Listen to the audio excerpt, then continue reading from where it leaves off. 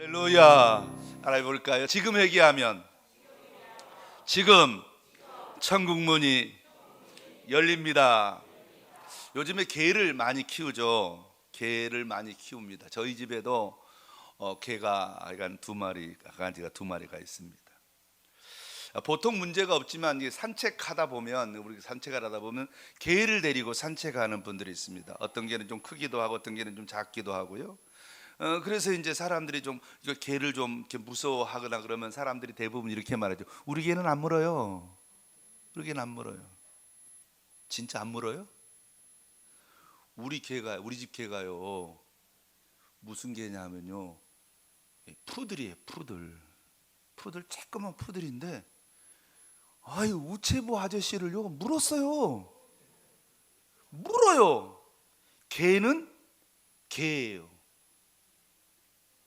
우리 개는 순해서 안 물다 이 말은 아니에요. 그래서 이 콜로라도 대학교의 명예교수인 마크라는 사람은요, 동물 행동학 교수인데요, 개는 개다, 개는 그대로 개로 봐야지 개를 다른 걸로 보면 안 된다, 이렇게 말했어요. 사람도 마찬가지예요.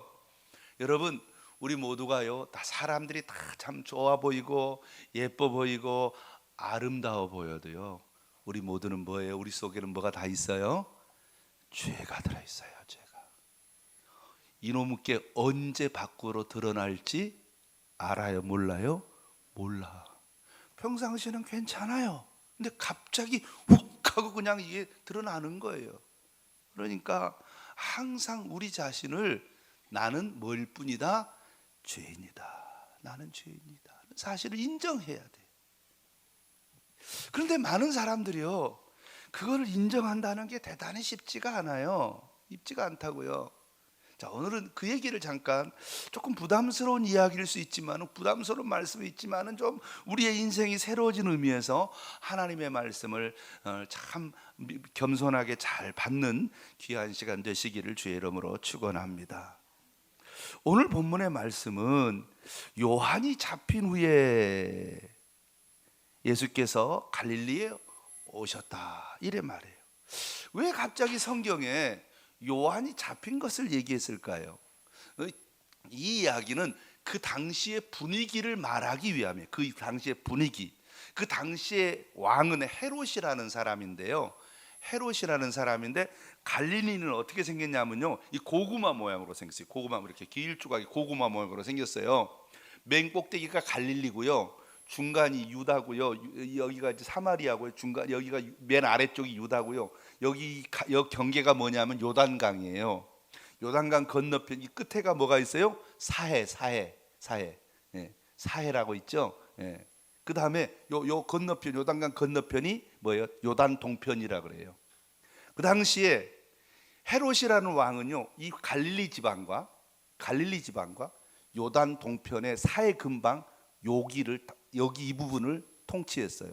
요 중간중간은 다른 사람이 통치했어요. 이유는 뭐냐면 로마 황제가 한꺼번에 이걸 묶어 놓으면 사람들이 마음을 모아서 뭐 할까봐, 데모하고 반역을 할까봐 나라를 여러 쪽으로 쪼개서 이렇게 했단 말이에요. 그래서 이 여러 쪽으로 쪼개놓고 그 지역을 다스리는 사람들을 뭐라 그랬어요? 분봉왕이라고 했어요. 분봉왕. 여기가 이제 베단이라는 곳이에요. 베다니. 베레아 지방인데 베다니 지방이에요. 그러니까 예루살렘 근처의 베다니하고 여기 베다니는 다른 지역이. 여기서 세례 요한이 요단강 근처 베다니에서 뭘 했어요? 세례를 줬어요. 근데 그 옆 나라가 무슨 나라냐면요, 나바테이아 나라인데, 이 나바테이아 왕국하고 누가? 헤롯이 친하게 지내고 싶어서 나바테이아 왕국의 공주를 부인으로 맞이했어요. 부인으로. 그래서 한동안 괜찮았는데 이 헤롯이, 모르겠어요, 아주 나쁜 놈인 것 같아요. 헤롯이 누가 마음에 들었냐면 자기 남동생 부인이 마음에 들었어요. 그래서 이 남동생 부인도 희한하지, 아니 시숙이 자기를 좋아해도 뭔 소리야 하고 딱 거절을 해야 되는데 둘이 눈이 맞았어. 이거 완전 불륜도 상불륜이잖아요, 그렇죠? 그래서 그렇게 결혼을 한 거예요. 그러자 누가 보고 그거를 지금 여기서 지금 헤롯이 있는데 여기 왕국이 궁궐이 하나 있거든요. 겨울에 추울 때 추울 때는 여름에는 일로 올라가고 추울 때는 이쪽 내려와서 남쪽에 사는데 여름 궁궐이 여기 하나 있어요. 그래서 이 사람이 세례 요한이 야 아무리 그렇지 어떻게 형님이 동생 부인을 빼앗아서 자기 부인으로 삼을 수 있냐? 이렇게 말하니까 뭐 해야 돼요?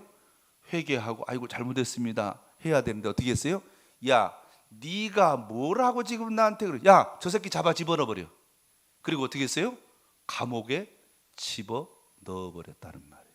그 얘기를 지금 하고 있는. 그러니까 지금 분위기가 좋은 분위기다 나쁜 분위기다? 나쁜 분위기다. 편안한 분위기다 험악한 분위기다? 험악한 분위기다. 전도하기가 좋은 때다 전도하기가 안 좋은 때다? 이게 역시 마음에 통했어. 지금 분위기가 험악하고 전도하기도 안 좋고 어려운 때인데 예수님께서 갈릴리에 오셔서 지금 전도를 시작했다 이 말입니다. 모두가 어려운 때, 모두가 안 하려고 할 때 예수님께서 전도를 시작했는데 전도를 시작하면서 하는 말이 여러분 예수 믿으면 복 받습니다. 여러분 예수 믿으면 좋습니다. 이렇게 말해야 되는데 분위기가 안 좋은 데다가 또 더군다나 뭐라고 말했어요? 회개해라! 이렇게 소리를 질렀단 말이에요. 안 그래도 분위기가 안 좋은데 뭐예요? 엎친 데 덮친 격으로 지금 거기다가 뭘 지르는 거예요? 불을 지르고 있는 그런 상태에 있다 이 말입니다. 자 그러면 도대체 이 회개하라는 말이 무슨 말인가? 회개하라는 말을 이해하려고 하면 우리가 생각하는 회개가 아니고 당시 예수님 당시 세례 요한이나 예수님 앞에 있었던 사람들이 회개하라 그랬을 때 그 말을 어떻게 받아들였냐를 보면 쉽게 이해할 수 있어요. 누가복음 3장에 보면 세례 요한이 회개하라 이렇게 했거든요. 소리를 질렀을 때 세 종류의 이야기가 나와요. 첫 번째 사람들이 뭐라 그래요? 세례 요한이 어떻게 해야 회개입니까? 그랬더니 두보로 있는 자는 없는 자에게 나눠주는 것이 회개다. 두 번째로는 세리들은 부과된 것 외에 거두지 말라. 백성들에게 착취를 멈춰라. 세 번째 군인들에게는 강탈하지 말고 거짓으로 고발하지 말아라. 이 말은 무슨 말이에요? 세례 요한이 세리에게 부과된 것 외에 거두지 말라, 군인에게 강탈하지 말라고 한 것은 지금 이 세상이 구조적으로 대단히 뭐하다? 악하다. 옛날 우리 조선시대도 삼정문란이라 그랬잖아요. 삼정문란. 우리 조선이 망하게 된 이유는요 그 어떤 제도 자체가 망가졌기 때문이에요. 무슨 말이냐고 하니까 군포라고 있어요. 군포제도라고. 군포. 그러니까 군대를 못 간 사람에게는 뭘 만들게? 배를 짜서 나라에 바치는 거예요. 그런데 그 군포를 가난한 사람들이 내야 되는데 귀족들은 안 내고 그 모든 군포를 누구한테 뒤집어 씌웠어요? 가난한 사람한테 뒤집어 씌워서 가난한 사람이 가난한데 더 가난하고 더 가난하고 더 가난하게 만들었어요. 그래서 일어난 게 뭐예요? 우리가 알다시피 동학혁명이라는 동학. 사람들이 너무 살기가 어려우니까 에라 못 살겠다 그냥 차라리 이렇게 살 바에는 그냥 차라리 죽는 게 낫겠다고 반란 일으킨 게 동학혁명이에요. 하여간 anyway 그건 나중에 얘기하고. 그러니까 이 말은 한마디로 표현하면 하나님께서 이 말씀은 희년 주빌리라 그러죠. 구약 성경에 나와 있는 주빌리의 이 희년의 제도에 바탕을 두고 있는 말이에요. 그래서 예수님께서도 희년의 주인공이라고 말씀하셨어요. 이 희년이라는 말은 50년 해에 모든 빛이 탕감되고 모든 종들이 회방이 되는 이와 같은 아주 참 모든 것이 원상복귀되는 축복의 그래서 그것을 은혜해라고 표현해요. 참 어려운 말인데요. 나중에 또 제가 한번 설명드릴게요. 자, 그렇다면 이 회개라는 말을요 종합하면 어떤 거냐? 쉽게 이렇게 말할 수 있어요. 나 중심에서 하나님 말씀 중심으로, 물질 중심, 첫째로는 나 중심에서 하나님 중심으로, 두 번째로는 물질 중심에서 말씀 중심으로, 세 번째로는 증오와 착취의 삶에서 섬기고 사랑하는 삶으로 근본적인 방향의 전환을 회개 메타노니아라고 해요. 다시 말해서 예수님을 내 마음의 주인으로 모시고 하나님의 말씀에 순종하며 하나님을 잘 섬기고 백성을 사랑하며 사는 것이 회개한 사람의 모습이라는 뜻입니다. 자, 여기까지 우리가 너무나 잘 알고 있어요. 이렇게 문자적으로 회개하라, 이론적으로 회개하라는 단어를 설명할 수 있지만 회개란 그렇게 쉬운 문제는 아닙니다. 많은 그리스도인들이 회개했다고 생각하지만 실질적으로는 여전히 회개하지 않고 있는 사람들이 많이 있습니다. 사람들이 회개했다고 생각하는 것은 따라해 볼까요? 교리적 회개, 교리적 회개, 이론적 회개, 머리로의 회개, 이론적, 교리적으로 회개한 거예요. 이 교리적 회개란 머리로 하는 회개요, 생각으로 하는 회개를 말해요. 교리적 회개는 흔히 우리 하는 말로 나는 죄인입니다, 나의 죄를 위해 예수님께 십자가에서 나의 죄를 위해서 죽으신 것을 내가 믿습니다, 예수님을 믿음으로, 나는 예수님을 믿음으로 나의 죄가 용서받았습니다, 나의 죄를 용서해 주시니 감사합니다, 이런 식으로 교리적으로 그냥 회개를 외치는 겁니다. 이 교리적 회개가 틀렸다고는 할 수 없으나 진정한 회개라고 하기에는 뭔가 많이 부족합니다. 그래서 예수님은 회개에 참된 열매를 맺어야 한다, 이렇게 말씀하셨습니다. 그러므로 진짜 회개란 교리적 회개, 머리로 하는 회개, 생각으로 하는 회개가 아니라 가슴으로의 회개, 몸으로의 회개로 나타나야 한다는 것입니다. 다른 말로 표현하면 회개는 머리로 하는 것이 아니라 전 인격을 총동원된 회개, 몸으로의 회개, 손과 발로 물질이 동원된 회개를 뜻합니다. 구약 성경에 보면 손이 범죄하면 손을 자르고 발이 범죄하면 발을 자르라는 말이 있는데 꼭 그렇게 하라는 뜻도 있지만 그것보다 살을 도려내듯이 손과 발을 잘라내든 아픔을 가지고 죄를 뭐 해야 된다? 버리고 돌아서야 한다는 것을 강조하기 위함인 줄 믿습니다. 그리고는 어떻게 하라고요? 돌아서서 예수님을 붙잡아야 합니다. 사랑하는 성도 여러분, 오늘은 저와 여러분이 함께 이 회개의 문제에 대해서 한번 깊게 생각해 보려고 합니다. 그러면 누가 회개해야 합니까? 모든 사람은 죄인입니다. 모든 사람이 죄를 회개하여야 하지만은 하나님께서는 특별하게 회개가 축복이거든요. 회개가 은혜거든요. 그래서 하나님은 하나님의 백성들에게 특별히 뭐 할 수 있도록, 회개할 수 있도록 기회를 주시는 줄 믿습니다. 그러면 어떻게 하나님께서는 회개의 기회를 주십니까? 따라해 볼까요? 죄를 지적받고 죄에 대하여 책망받고 회개하라는 말씀을 듣는 것입니다. 자, 설명을 해드리겠습니다. 사무엘상 2장에 보면 엘리 제사장이 있습니다. 그리고 그의 두 아들 홈니와 비느하스가 있습니다. 그런데 이 홈니와 비느하스 이 두 아들은 아주 악한 사람들이었습니다. 홈니와 비느하스는 하나님의 제사를 멸시하고 심지어 회막에서 봉사하는 여인들을 겁탈하는 이 무지막지한 일을 한 것입니다. 그러자 하나님께서 누구에게 경고하셨습니까? 백성들의 입을 통해서 엘리 귀에다가 전달했습니다. 사람들이 웅성웅성거립니다.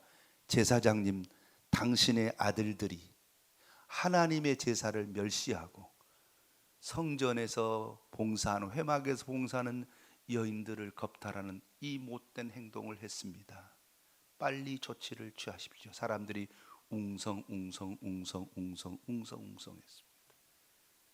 깨닫기를 축원합니다. 사람들이 웅성거리는 것을 그냥 지나가면 안 됩니다.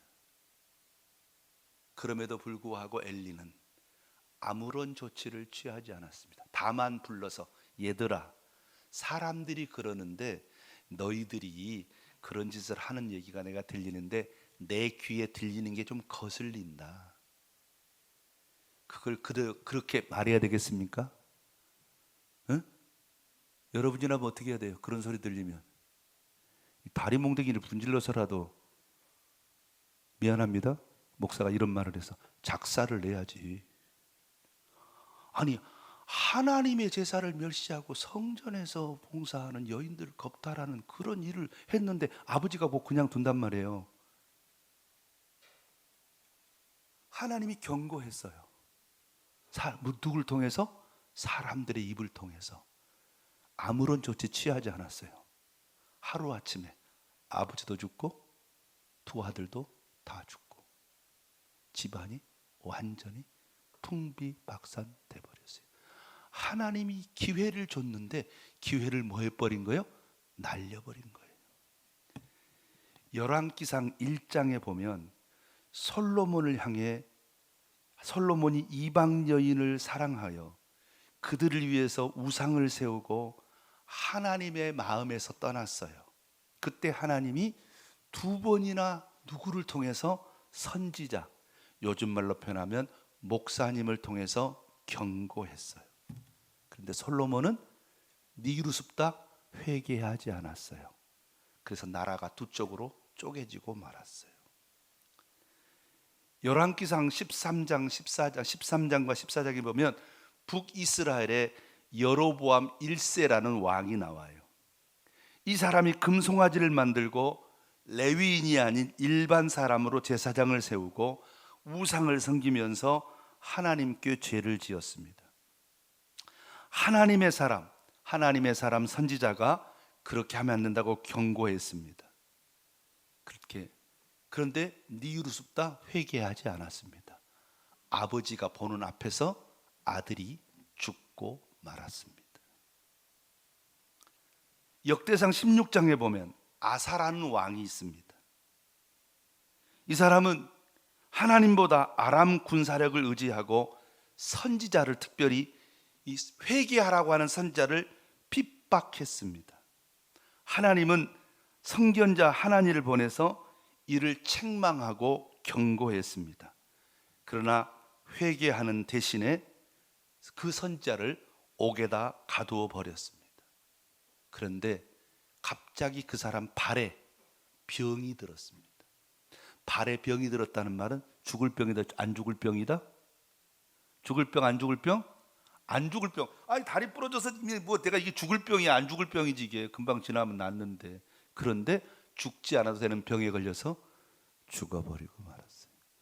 하나님이 회개하라고 자꾸 말할 때 내가 뭘 어쨌다고 그래 하고 그것을 안 들어버리고 멀시해버리면 어떻게 된다고요? 그 다음에는 감당할 수 없는 큰 벌이 있다. 그럼 두 번째로, 어떻게, 왜, 언제 우리가 회개해야 됩니까? 언제 우리가 회개에 적길까요? 반드시 회개될 사람 무슨 사람입니까? 따라해 보겠습니다. 동일한 문제와 동일한 고난이 주기적으로 반복될 때 반드시 회개해야 됩니다. 우리가 살다 보면 똑같은 일들이, 안 좋은 일이 한 3년 전에 일어났는데 또 일어났단 말이에요. 1년 전에 있었는데 또 일어났단 말이에요. 5년 전에 있었는데 또 일어난 거예요. 아버지한테 있었는데 아들한테 또 나타나는 거예요. 이건 주기적으로 반복되는 거거든요. 이런 사람은요, 빨리 회개하라는 하나님의 초청장인 줄 믿으시기를 주의 이름으로 축원합니다. 바로 왕이라고 하는 사람이 있죠. 바로 왕. 이 사람은요, 10번이나 하나님이 나타나셔서 첫 번째 재앙, 두 번째 재앙, 세 번째 재앙을 자꾸 재앙을 보내요. 그런데 이 사람이 어떻게 돼요? 조금 재앙이 지나서 좀 숨쉴만 하면 원위치 되고, 숨쉴만 하면 원위치 되고, 숨쉴만 하면 원위치 되고, 똑같은 죄가 계속해서 패턴이 반복됨에도 불구하고 회개 안 해요.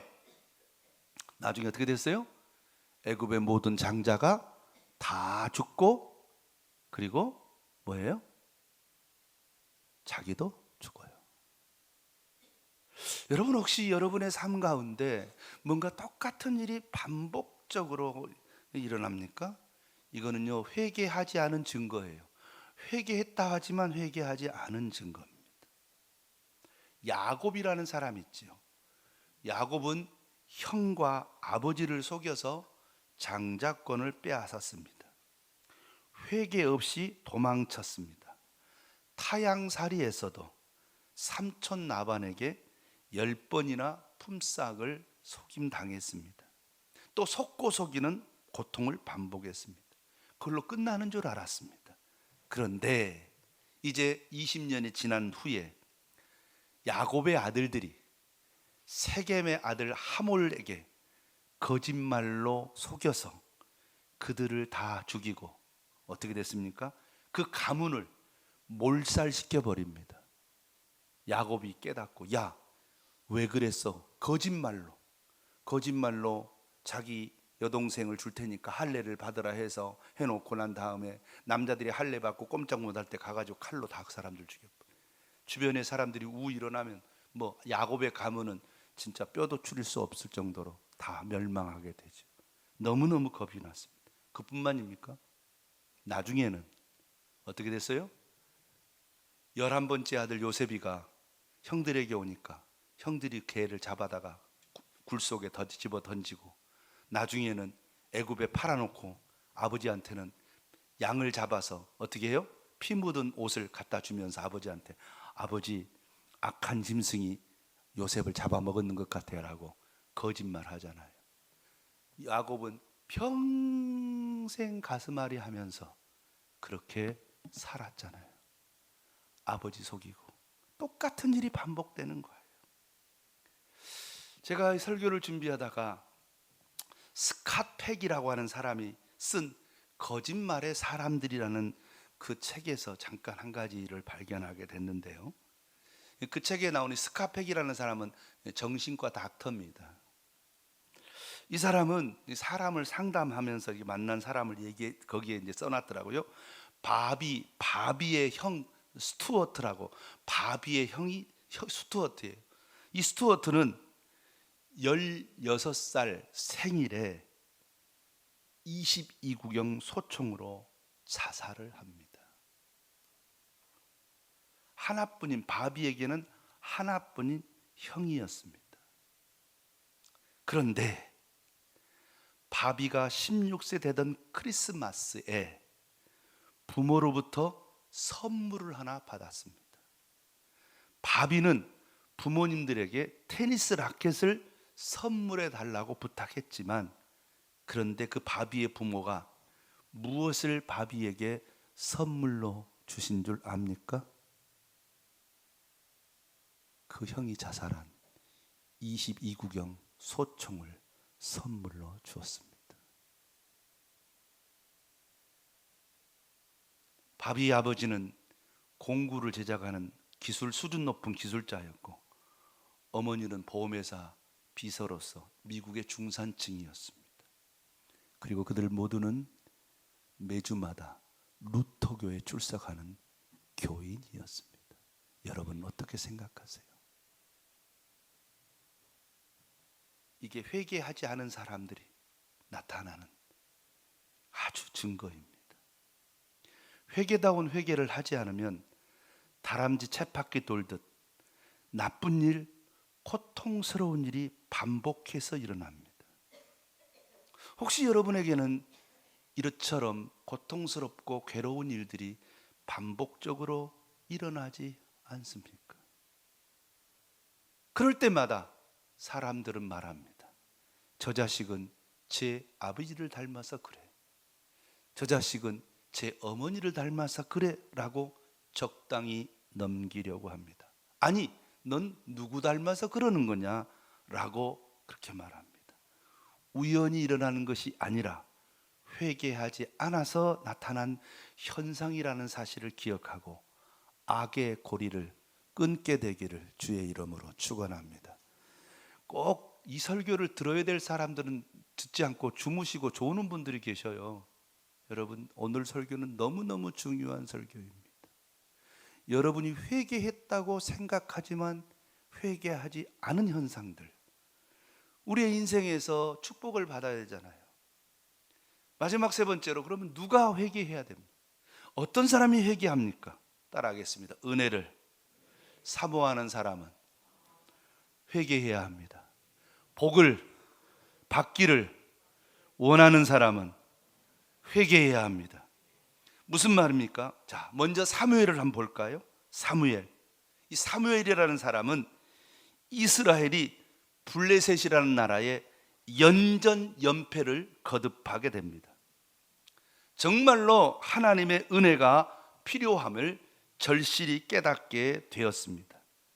그래서 온 나라 백성들을 미스바로 모이게 하고 거기서 대대적인 회개 운동을 전개합니다. 성경을 한번 찾아볼까요? 사무엘상 7장 3절 말씀입니다.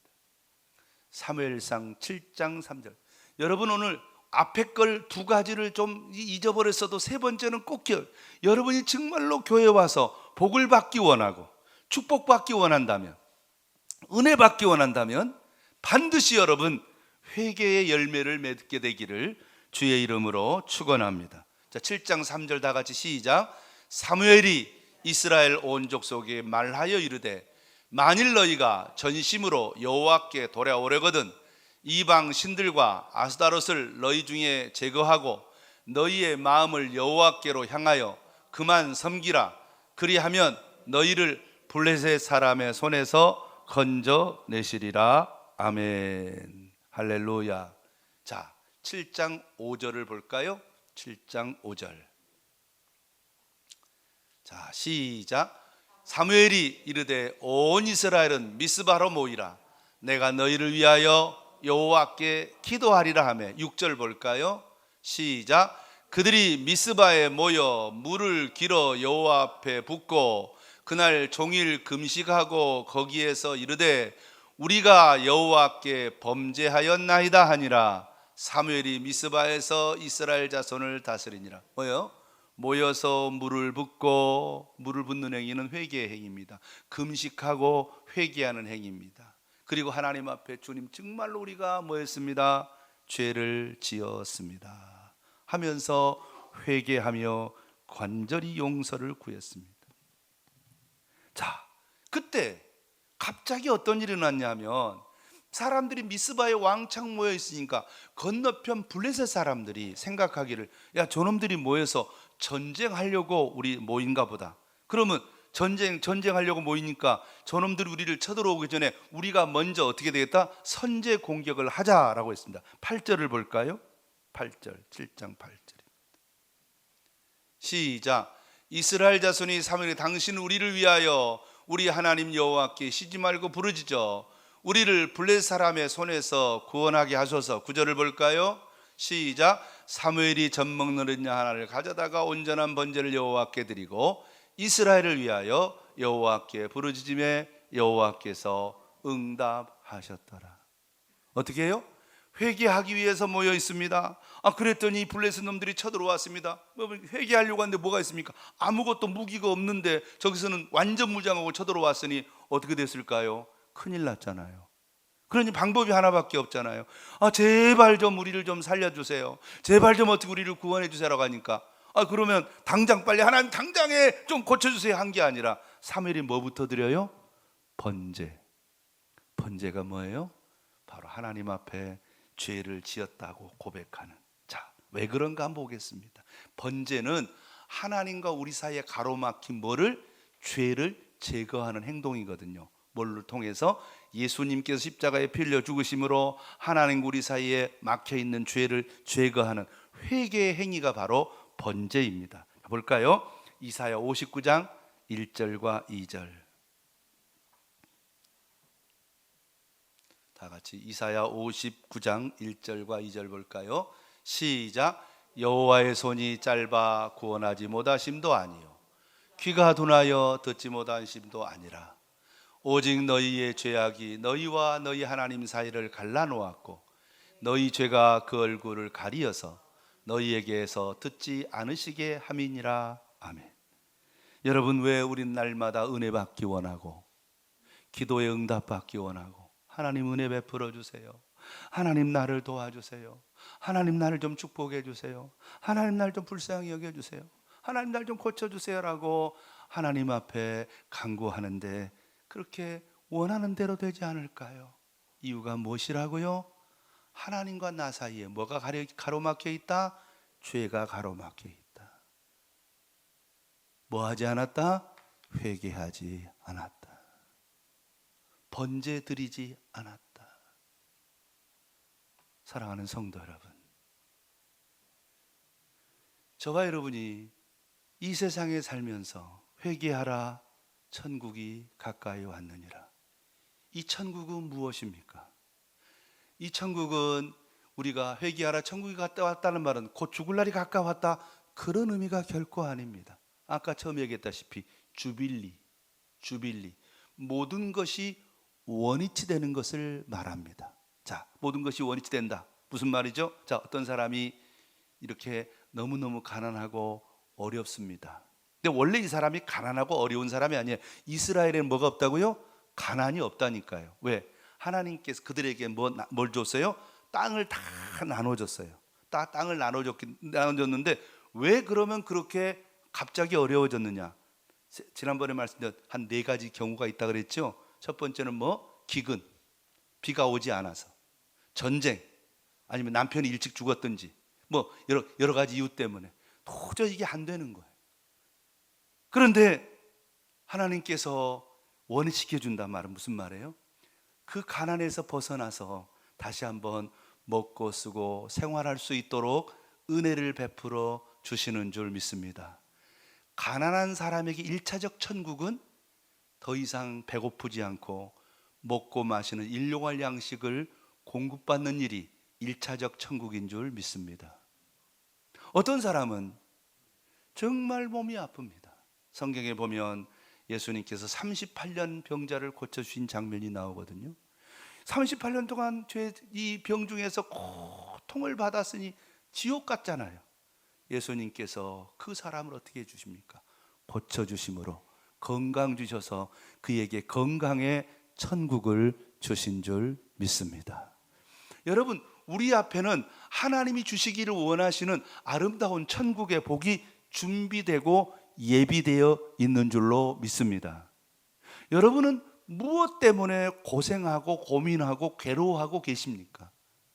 여러분과 제가 교회에 나와서 하나님 앞에 예배를 드리는 이유는 오늘 본문의 말씀처럼 천국을 경험하기 위함인 줄 믿습니다.